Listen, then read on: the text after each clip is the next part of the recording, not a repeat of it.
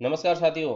आज के वीडियो में हम मॉडल पेपर के प्रश्न संख्या 117 पर डिस्कस करेंगे, जिसमें हमें साधारण ब्याज ज्ञात करना हम सीख सकेंगे। तो साधारण ब्याज होता क्या है, इसको ज्ञात करने के लिए हमें किन किन राशियों की आवश्यकता होती है, उन पर अपन डिटेल में चर्चा करेंगे।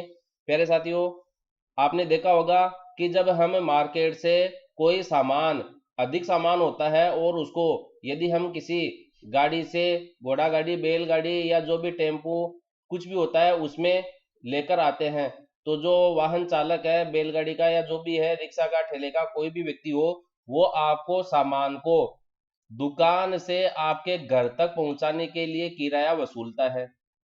तो सेम इसी तरीके से जीवन क्या होता है, बहुत बड़ा होता है, लोगों के कई बार समस्या आ जाती है। तो एक व्यक्ति को क्या होता है, दूसरे व्यक्ति से कभी धन उधार लेने की आवश्यकता पड़ जाती है। जैसे ये व्यक्ति है, इसको रुपयों की आवश्यकता हो गई, तो ये किसी समाज में ही अपने किसी अन्य व्यक्ति से रुपये उधार लेता है। रुपये क्या लेता है, उधार लेता है। लेकिन इसमें होता क्या है कि जैसे इसने 100 रुपये उधार लिए, इस व्यक्ति ने इस व्यक्ति से, या इसने इसको 100 रुपये दिए हैं, तो इन 100 रुपये के बदले में उसको जब वो वापस लौटाएगा तो किराया देना पड़ेगा। जैसे हम सामान घर तक मंगवाते हैं किसी गाड़ी से, तो हम किराया देते हैं, वैसे ही किसी व्यक्ति से जब हम धन उधार लेते हैं तो हमें किराया चुकाना पड़ता है। उस किराए को हम यहाँ ब्याज के रूप में दर्शाते हैं। जैसे इस व्यक्ति ने इस व्यक्ति से 100 रुपये उधार लिए 1 महीने के लिए। कितने दिन के लिए? 1 महीने के लिए। और ये 5 रुपये ज्यादा चुकाता है, यानी कि लिए तो 100 रुपये थे, लेकिन 1 महीने बाद में ये कितने रुपये चुका रहा है? 105 रुपये। तो ये 5 रुपये का जो अंतर आया है यहाँ पर, ये यहाँ पर सरल ब्याज कहलाता है, साधारण ब्याज कहलाता है, कि उसने कितने रुपये ज्यादा चुकाए। अब देखिए, जो सरल ब्याज या जो साधारण ब्याज है, सवाल में साधारण लिखा है, तो साधारण को अपन अन्य शब्दों में सरल ब्याज के रूप में भी पढ़ते हैं। सरल ब्याज या साधारण ब्याज, इसको ज्ञात करने के लिए जो महीने का हम किराया देते हैं उसको दर के रूप में निर्धारित करते हैं कि आप किराया किस दर से देंगे। हमने देखा है कि हमने 100 रुपये के बदले में 5 रुपये ज्यादा दिए हैं। अब 100 रुपये को अगर अपन देखें, तो इसको अगर 100 रुपये को 100% के बराबर देखें, तो 1 रुपया जो है 1% के बराबर हो जाता है। 2 रुपया जो है 2% के बराबर हो जाता है। 3 रुपया जो है 3% के बराबर हो जाता है। 4 रुपया जो है 4% के बराबर हो जाता है। 5 रुपया जो है 5% के बराबर हो जाता है। क्योंकि 100 रुपये के 100% के लिए 100 टुकड़े करने पड़ेंगे, और वो 100 टुकड़े क्या हो गया? 1 रुपया, 2 रुपया, 3 रुपया, और बराबर हो जाएगा 1% के, 2% के, 3% के, 4 रुपये 4% के, 5 रुपये 5% के। अब जैसा कि हम देख रहे हैं, 100 रुपये के बदले में हमने 5 रुपये ज्यादा चुकाए हैं, यानी कि किस दर से हमने ब्याज चुकाया है? 5% की दर से। इसलिए प्यारे बच्चों, जब भी सवाल के अंदर किसी संख्या के आगे प्रतिशत का चिन्ह लगा हुआ आ जाए, इसका मतलब है उस सवाल में आपको दर का मान दिया गया है। किसका मान दिया गया है? दर का मान दिया गया है।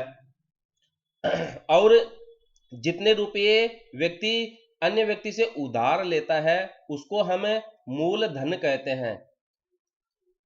उसको हम क्या कहेंगे? मूलधन कहेंगे। तो मूलधन तो अपने जो सवाल पे डिस्कस किया उसमें 100 रुपया हो गया है। और जब दर की बात करें, यानी कि प्रतिशत, तो 5% की दर से उसने किराया चुकाना है, यानी कि ब्याज देना है, सरल ब्याज देना है, साधारण ब्याज देना है।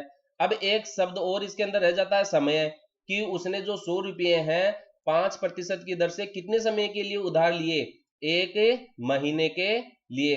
प्यारे बच्चों, आपकी क्लास के स्तर तक अगर हम समय की बात करें, तो समय आपको वर्ष में दिया हुआ रहेगा, और अगर वर्ष में नहीं दिया गया हो तो सरल ब्याज का जो सूत्र अपन अभी आगे देखेंगे, पीटीआर बटा 100, इसको भी अपन देखेंगे।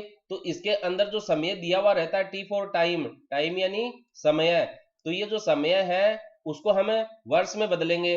जैसे 6 महीने दे दिया आपको, आगे आपको क्या क्या चीज सीखने के लिए जरूरी है इन चीजों में, वो चीज मैं पहले ही आपको बता रहा हूं। 6 महीने हैं, हम जानते हैं कि एक वर्ष जो है 12 महीने के बराबर है।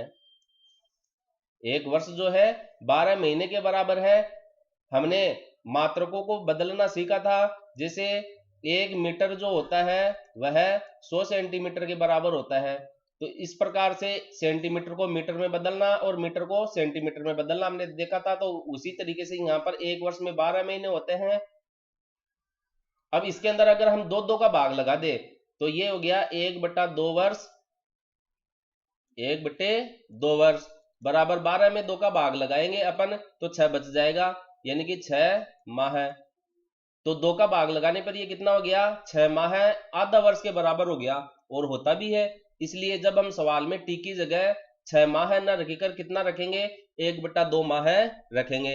अब अपन आगे बात करते हैं इसके सूत्र की। सरल ब्याज क्या होता है, साधारण ब्याज क्या होता है। जो रुपए अपन उधार लेते हैं उस पर कितने रुपए ज्यादा किराए के रूप में चुकाते हैं वो साधारण ब्याज कहलाता है। और किस दर से चुकाया है, अलग अलग गाड़ियों का किराया अलग अलग होता है, वैसे ही दर भी अलग अलग होती है अलग अलग व्यक्तियों से लेने की। तो प्रतिशत का निशान जहां पर लगा हुआ रहता है वो उसकी दर कहलाती है, जो किराया चुकाने की दर है। जो रुपये अपन उधार लेते हैं उसको मूलधन कहते हैं, और समय कितने समय के लिए आप लेते हैं। अब सवाल में हमें साधारण ब्याज पूछा गया है, तो साधारण ब्याज ज्ञात करने के लिए हमें साधारण ब्याज का सूत्र भी याद रखना होगा। तो साधारण ब्याज का सूत्र याद रख लेना प्यारे बच्चों, मूलधन गुणा समय गुणा दर, यानी कि कितना रुपये उधार ले रहे हैं, कितने समय के ले रहे हैं, और किस किराए से, किस किराए की दर क्या रहेगी, वो प्रतिशत वाला जो निशान आएगा समझने के लिए मोटा मोटा, और इन तीनों को गुणा करके इसमें 100 का भाग लगा देंगे तो हमें साधारण ब्याज प्राप्त हो जाएगा। अब मैं आपको बता दूं, जो साधारण ब्याज होता है उसको इंग्लिश में अपन सिंपल इंटरेस्ट कहते हैं, और जो मूलधन होता है उसको प्रिंसिपल अमाउंट कहते हैं।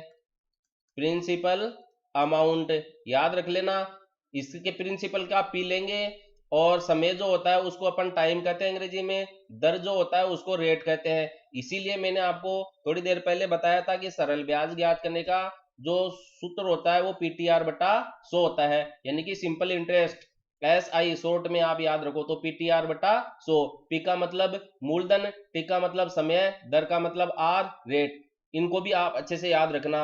अब सवाल में देखिए आपको मूलधन और 5000 दिया गया है, 5000 रुपये 8% वार्षिक दर से, देखिए वार्षिक समय दिया गया और दर आ गया, ये प्रतिशत वाला जो निशान आता है वो दर होता है, मैंने बताया था आपको।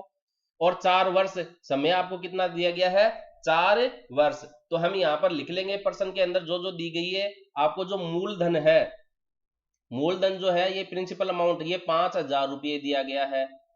समय जो है वह आपको 4 वर्ष दिया गया है, और दर जो है वह 8% दी गई है।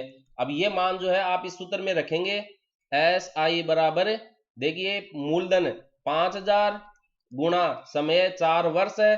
समय हमेशा वर्ष में रखना आपको, अगर माह में दिया गया हो तो आपको उस माह को किस में बदलना है, वर्ष में बदलना है। तो 4 वर्ष हो गया। दर आपको देखो 8% दी गई है, तो प्रतिशत का निशान साथ में लिखते हैं। अगर आप प्रतिशत का निशान नहीं लिखते हैं तो फिर डायरेक्ट देखो 100 लिखेंगे बट्टा में, और मैंने यहाँ प्रतिशत का निशान नहीं लगाया है, वो इसीलिए नहीं लगाया है क्योंकि ये जो प्रतिशत आता है तो प्रतिशत का मतलब 1/100 होता है, तो ये जो 100 है वो इसी 1% के सिंबल से लिया गया, प्रतीक से लिया गया है। तो ये हो गया बट्टे 100, तो आप प्रतिशत का निशान काट देंगे।